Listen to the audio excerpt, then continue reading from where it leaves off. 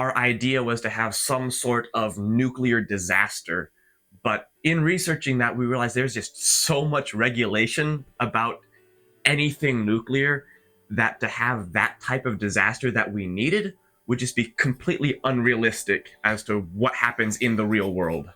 And I was sharing that with somebody else, and he kind of mockingly said, well, because we know that regulations solve everything. Part of the whole plot point of our book was that the disaster created new regulations, and that was something that impacted other things in the plot. And if those regulations would have already been there, then the whole thing goes out the window.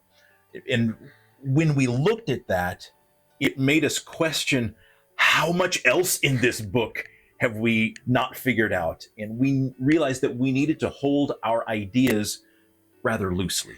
And that's something that we've always known, but seeing it in practice was a little more painful because it was all these ideas that we spent all this time figuring out. We're now like, this isn't right. We've got to cut back on some of this and then see what we need, what we can add back in.